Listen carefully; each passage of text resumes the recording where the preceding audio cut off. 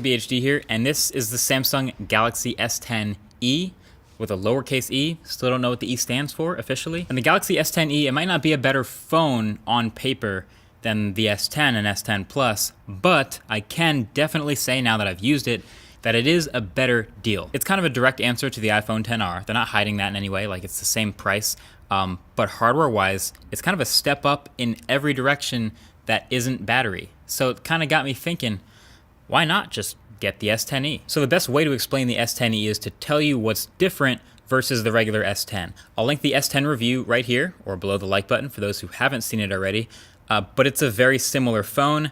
This is everything that's different. So the big three are the cameras, the fingerprint reader, the new display, and the price. It's $750 now. By the way, I feel like we need a new name for this, like this $750 price, because it's not budget, but it's above mid-range still too, but it's also below flagships. Like the flagships are like $900,000. So it's above mid-range, so it's like a premium mid-range, like a mid-range premium. Okay, so the cameras. S10e has the exact same primary camera and the exact same ultra-wide camera as the S10. It's just missing the extra telephoto camera. Honestly, that's been totally fine. I don't really miss it at all. Zoomed in photos will now be digital zoom instead of switching to the telephoto camera, and that's all right with me. And keeping the ultra-wide camera is sweet. That's the new camera for the Samsung phones this year. And like I said in the review, it's by far the most fun. It is still a bit softer and a bit more overprocessed in those photos than the main camera, definitely not as crispy, but this is something software updates will continue to improve. So that's that with the camera. Other than that, same really good camera as we've had in the S10. So then the fingerprint reader.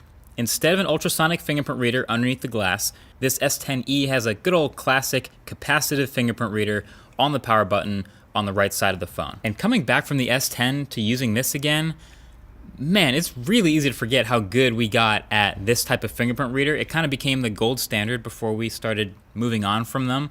And we wanted all the screen space, so we started putting them on the back of the phone and the side. But these fingerprint readers are really fast. This one here on the S10e is just about one of the fastest fingerprint readers I've ever used. And there are others that are this fast, but it just feels so much faster coming from the S10's ultrasonic reader. It is way faster than that. Now for placement, it is in the power button on the top right-hand side, but the power button is still also kind of high up on the side of this phone. Now, since the phone is smaller, it's not as big of a deal, and with bigger hands, it's even less of a big deal, but just a little bit lower of a button, that would have been perfect. So the reader is basically in a natural resting position for righties or for people who hold the phone in their right hand. And then on top of that, there's even a gesture in the settings that you can turn on where you can now swipe down to pull down the notification shade. So the fingerprint reader becomes a sort of a gesture pad, and it's super responsive, maybe even too sensitive. You can sort of do it by accident a bunch if you're not careful. But once you get used to it, it's super useful to not have to reach up to the top of the phone every single time. So basically you pick up the phone and you just sort of hold it in a natural resting position. It instantly unlocks, and then you have access to the notifications just like that. I mean, it's not as technologically cool as the underglass ultrasonic fingerprint reader, but you could argue it's actually better than what you get on the S10, and some already have. So that brings us to the last but not least important difference, the display. So the S10e has the smallest display in the new lineup. It's a 5.8-inch screen. It's still weird to call a 5.8-inch display small, but it's true. And it's still dynamic AMOLED, still a sharp, high resolution. It's 2280 by 1080. Still has a hole punch cutout in the top corner that makes for amazing wallpapers, of course, and still super bright and color accurate, as you'd expect from a Samsung panel. The difference is it's flat. So it's a flat screen now instead of bleeding over the edges. So with that, you end up with slightly thicker, more noticeable side bezels, but like barely. And it's all relative still. Look at it next to an iPhone XS. Remember, Apple had all that talk about curving the OLED display to get the chin thinner and to get the edges all really close. S10e has the same size side bezels, and the chin maybe 2 or 3 millimeters taller. So that's the aesthetic difference.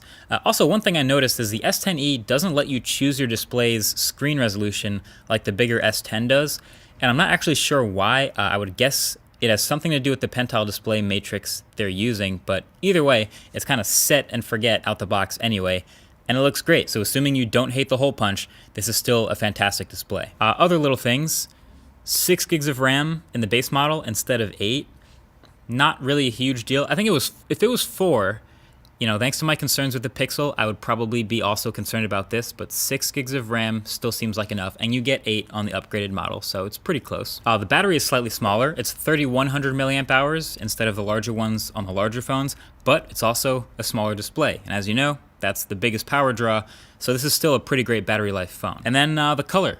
So as long as we're drawing parallels to the iPhone XR, you might have noticed the S10e has a bit more color than the S10. So there's the glass on the back.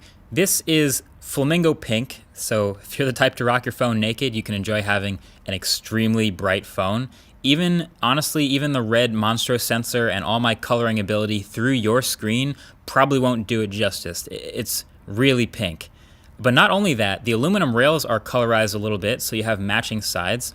It's more toned down than the back, but you can see it from the sides of the phone. And then, even in the camera module, unlike the S10, they color that metal in there as well, so it's a small touch. Black on the S10, color on the S10e. But that's basically it for this phone. Those are the differences for $750.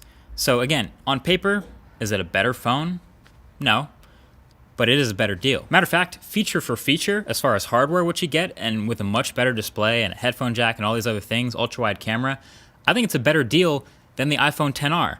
Now, for a lot of people, that won't even matter because they just want another iPhone. But if you're not too tied into the ecosystem yet, or if you're looking to get out of it, then why not S10e? Okay, here, you should buy the bigger, higher-end phone if you need the ultrasonic fingerprint reader, or the infinity display, or the 2x telephoto camera, or if you just have a bigger $200 hole burning in your pocket. Other than that, Galaxy S10e is probably the one most people should get. Either way, that's been it. Thanks for watching. Catch you guys in the next one. Peace.